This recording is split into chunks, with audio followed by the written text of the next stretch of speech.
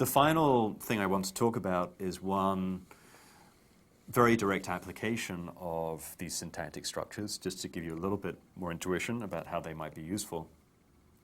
And that is the problem of modeling differences in word order between different languages, specifically for the problem of machine translation. So let's say, for the sake of argument, we're trying to build a machine translation system which takes Japanese as input and produces English as its output. Now, there's something interesting about these two languages in that English is pretty rigidly, English's word order is pretty rigidly subject, verb, followed by object. So, for example, I can say IBM bought Lotus. This, of course, is the subject. I have a verb, and then I have an object. So I have this order, by far the most frequent word order in English. On the other hand, if we look at Japanese, it is actually predominantly subject, object, verb. And so this particular sentence would be IBM Lotus bought. Here I have a paraphrase of the Japanese. This is the word order that we would see. If you're going to build a machine translation system, you need to worry about the differences in word order and obviously take the Japanese as input and not only translate each word, but also move those words so that they're in the correct order in English. Again, this is a very simple example, and so this might seem like a trivial problem, but things quickly get out of hand when we have longer sentences. So here's an example. So the English here is sources said that IBM bought Lotus yesterday, and you can sort of see that everything's scrambled and sort of following this kind of word order. So said is now at the end of the sentence. So I have sources, this is the subject,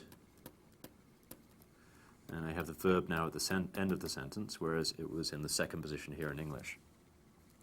And then if I look at this subclause here, that's basically been translated as this paraphrase down here. And notice that the word that is at the start of the phrase in English, it goes to the end in Japanese. Notice again that bought comes in the second position in English, or at least it comes between subject and an object, but it's after these two things here. So I have subject, object, verb, and so on and so on.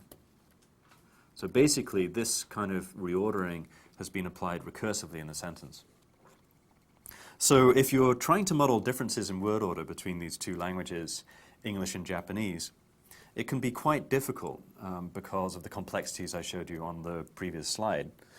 But much of that complexity can be reduced if we have syntactic structures.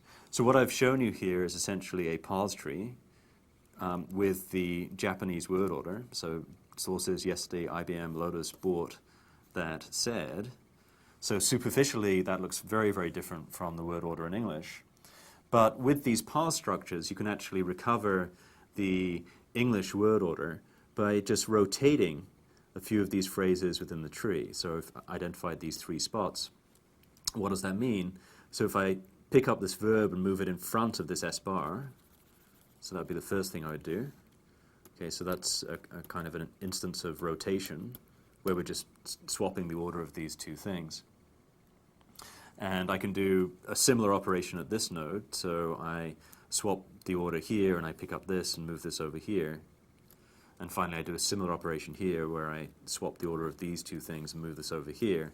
If you go through those steps, you actually recover the English word order. So there's a very simple description of differences in word order for this particular example, which just corresponds to rotation at different points in the tree, reflecting the differences in word order between English and Japanese. For example, the fact that we have subject, verb, object in English, and we have subject, object, verb in Japanese.